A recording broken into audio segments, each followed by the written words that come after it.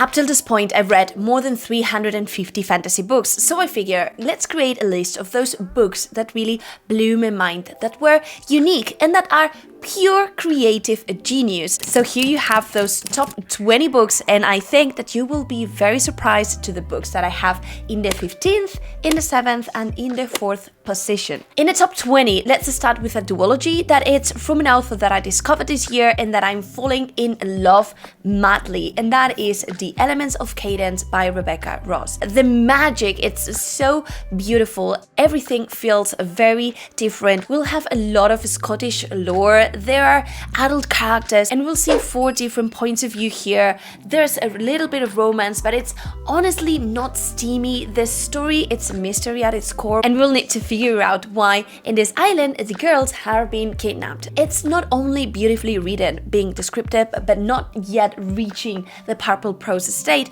but that the magic, how you will feel, it's so mesmerizing, it's so whimsical. We will have a very important role of music as an element in magic here, and also we will see different spirits. It really feels as something unique. In the top 19, we will get dark because we will talk about death magic with Foxglove King. Is the beginning of a trilogy. Only the first book is out, but this book will be set in France. We will see this Versailles moment where our main character will have the power of bringing back the dead. In this world, there's supposed to be these 2 opposites kind of magic, the death one and the live one, and the king will give her a mission because whole villages have been killed and no one really knows how. It's a hunting read. I thought it was so creative. In the 18th position, and I believe you've never read something as this book, we will have the Book of Tea duology. And who has read something about tea before? No one! Right? If you have, let me know down below because I'm 100% interested on knowing more. But this is a young adult duology that really reads very fast. It talks about trials and it just mesmerized me, the idea of how these different trials are based on people having powers around the tea, and how you brew this tea will give you different special powers. It seems that this is a type of magic that it's dying in this empire, and they're just bringing back the only people that is able to do these, and they will need to compete, and whoever wins will get a boon. And a lot of different elements that were woven in this story, such as the intrigues in the court, plus the trials, plus this growing up, getting to know your power, not believing in yourself. Everything felt so very well done, and I just really adored it. In the 17th position, we have a story that's yet unconcluded, but that it has a world that is so unique, so creative. I think it's a genius, and that is the Once Upon a Broken Heart trilogy by Stephanie Garber. The great thing about this story is that we will have a blend of this land where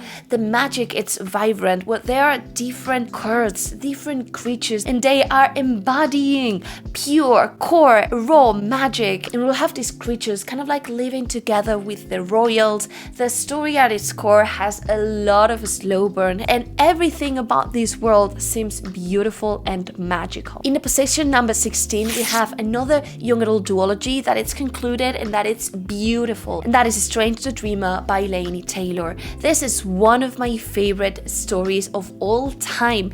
It is beautifully written. It leans more towards the purple prose. There are lots of different sides to this magic, and I don't want to unveil much because I think that's part of the charm of this story, but just know that there's this magical city called Weep, and in this city people before had magic. It seems that this city has fallen. We don't know anything about this, but we will get to know an inside point of view from here, and there are this different band of misfits. Each of them embodies a different power. Those powers are not what you might expect. They are leaning towards creepy, dark, but there are beautiful moments as well. It's so creative, it's so unique. And in the 15th position, we have Gideon the Ninth.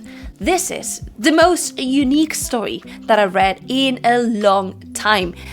It is weird, but it is funny, it is dark, it is very creative, and we will have these different houses that live in space, and there are 9, and all of them are necromancers. And one day the heirs of these houses will be called together, and they will need to pass some trials in this house when they don't know anything about what happened. It's a story that you will need to be comfortable knowing, that you won't really understand what is happening. Really unique, gorgeous book covers, and a story that is funny and that you won't forget. In position number 14, we will have a multi-perspective story set in the pre-Columbian American civilization. And yes, we have Black Sun. There are different magic systems that are crafted together and that are thrown in this world where a magical event, this celestial moment, it's about to happen. And one of these main characters believes that he is the descendant of a god and that he will need to play a role, and a very important role, in this world. There are different bands. You don't really know who is good, who is bad, what is better. The powers that each of these characters have were incredibly well displayed. You get to know them little by little and are very unique. Okay, let's bring now a little bit of Brando Sando here with Warbreaker. And this is probably one of the most beautiful magic systems that I've read in a while. In this world, magic is conveyed by breaths, and everyone has one.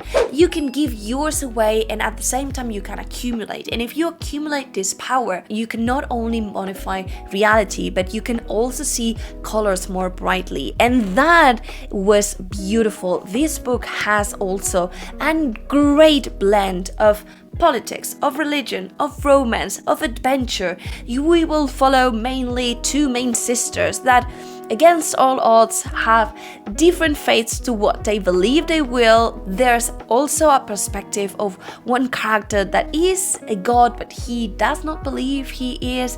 It is an hilarious read with very emotional moments that will really pack a punch to your heart. At least it did to me, and let me know down below if it also did it to you. The twists and turns of this story blew my mind, and all in all, I think it's a very solid standalone. Great read. In position number 12, we have a really underrated story that is fantastic and really unique, and that is the Winnowing Flame trilogy. Imagine this: in this land, every now and then there are these massive rains or wars that are happening, and these are savage. And now we believe that a new war is about to be unfolded, but the lore has been forgotten and no one really remembers who are these enemies or how to fight them, because the elven figures that were in charge of fighting them are dying due to a sickness that is almost rendering all of them as vampires. And the result, it's a very confused society where there are different species, there are animal companions. Honestly, so good. It is very unique. It blends fantasy and sci-fi, and I swear to you that you won't be able to forget what happens. In position number 11, we will have an unconcluded young adult trilogy, and that is Legendborn. This is great because you will see 2 different types of magic here. In one hand, we will have more of a soft magic system where people will be able to be super fast or to heal faster. But in the other hand, we will see root magic, which is something that I've never read before, and blend all of that with an Arthurian mythology retelling, and you will have a story that is complex in the best sense. And getting into the top 10, we have Only a Monster. This is a young adult story that is heavily criminally underrated. I was fascinated by this book. We will have these creatures that are monsters because they can time travel, but the way in which they are able to do so is because they can extract life, time from people and accumulate that time and use that to travel to the past or to the future. But if you want to travel 2 years, you will need to consume 2 years of time, which I thought was fascinating, a very creative concept. Beyond that, these different families that are able to time travel, all of them have slightly different powers, and I thought it was really great. In the top 9, we have The Empire of the Wolf with the first book, The Justice of Kings. This is great because it's not only set in a different world and feels different. It's not just epic. It feels that the stakes are high, that there's lots of politics, of religion involved, but there is a dark vibe to it. And we will follow this character who is kind of like a judge, and he is also a detective going through these different lands and trying to state justice. And he will be accompanied by different people. One of them is this character who is his apprentice, and through her eyes we will be able to learn this magic. And this magic, it's complex. It drinks from Elden magic. We will have the ability of convey the truth to others, but there's also this ability to talk to the dead and being able to just ask them questions. It is so good. I adored it from beginning to end.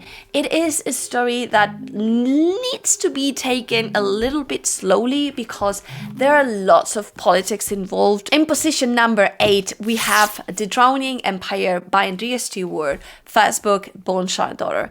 This is great because it not only blends fantasy and sci-fi, but because the magic system here, it's a hard one, and we will have these special people that it's able to inscribe instructions in bones, and then these bones can be placed together in creatures, and those will rise up as constructs. So basically we're talking about people that it's able to command these different creatures and use them for different purposes, from spying, for war. But the downside is that these bones are from people, and these creatures live because they are sucking the life of those people, and we will follow different points of view in this massive land, and there's an animal companion. It is great. In position number 7, and I bet you are surprised that this is here, we will have an underrated fantastic book by Rebecca Ross, which is Dreams Lie Beneath. Now, the premise of this story, it's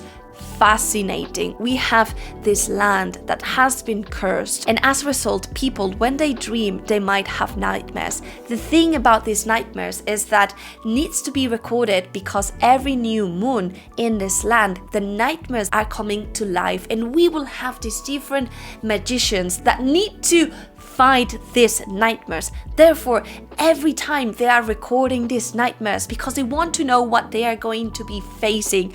It is phenomenal. The premise really was mind-blowing to me. It's not a perfect book, but the premise in itself and how it's managed, the creatures that we will see, the nightmares are so good. In position number 6, we will have another story that really fascinates me, and that is This Savage Song by B. Schwab.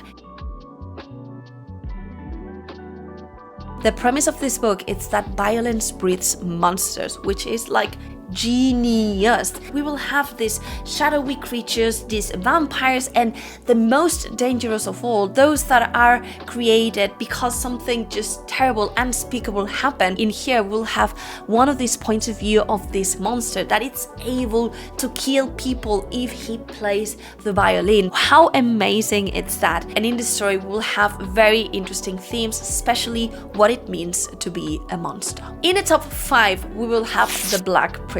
In here we will see magic that it's different depending on the color that you're able to wield, and that is just great. It is phenomenal, and it just blew my mind at so many levels, not just because of the color magic, but because the story in itself, it hides lots of different twists and turns. There's a blend of adventure plus humor plus politics that it's just top notch for me. I really adored it, and we will see this figure of the Black Prism who is able to wield all of these powers, all of these colors, but he has overextended his life a little bit, so there's a lot of political intrigues around it, and the story will unfold from there. In position number 3 we have The Founders Trilogy by Robert Jackson Bennett, a great story that blends fantasy with sci-fi. In this land they discovered that magic can be created if you inscribe elements, and these elements, these objects can be persuaded to do stuff, and it feels almost as if every object is alive because they think, they have inner thought. We will have these different houses that use magic slightly differently, and they are not really sharing how the magic works. So it's kind of like treated as intellectual property. We'll see here high study score, but the great thing again, it's how this magic, it's really a core element. Through this story, we will advance in the knowledge of this magic and how it can be used, which I thought was genius. In the top 3, we have the Greenbone Saga by Fonda Lee. This is creative and unique because Jade allows people to have special powers, but the great thing here is that not everyone is able to wield Jade. You need to be prepared, and as a result, people need to train both mentally and physically. This is a story that talks about the politics, about the control of the Jade, and about the fight between two different bands. It's one of my favorites of all time. It's fantastic. There are some scenes that I will never forget. I really understand and know these characters who are grey, are nuanced. It's really genius. In the top 2, we have Promise of Blood by Brian McClelland, and this is just so great, so fascinating. Not only because we have 3 different layers in this hard magic system, but because there are different points of view. We will have a story that blends war, politics, religion, a lot of mystery, a detective touch. It just has so many things that made my soul vibe with it. But the great thing, the magic, is that you can be one of these 3. You can either have a knack, so you will have small little things. The second level is that you can be a powder mage, which means that if you ingest this powder, you can have special powers, become a superhuman, do great stuff. And the third level is that you are a proper wizard. They use one hand to craft the magic and the other one to direct it. It's very fascinating, fresh, and loved it. In a top 1, we have Mistborn by Brandon Sanderson. This magic system, it's so unique, it's so very well done, and it's just fantastic. We will have allomancy, which means that in this world, it's able to ingest metals, and these metals will give people powers. But there's a wide variety of these metals, and each of these can have a special power. There's a great blend between a revolution, between a heist. Characters are nuanced, are charismatic. This is not a fun story, but it's highly epic and adventurous, and we will follow the premise that in this world, the bad one won, and he has been ruling for hundreds of years, and the society is very oppressed, and they want to do something about it. It's my favorite magic system of all time, and I think it's priceless and incredibly unique. Let me and others know what are those books that you believe are really creative or unique. I cannot wait to see your thoughts.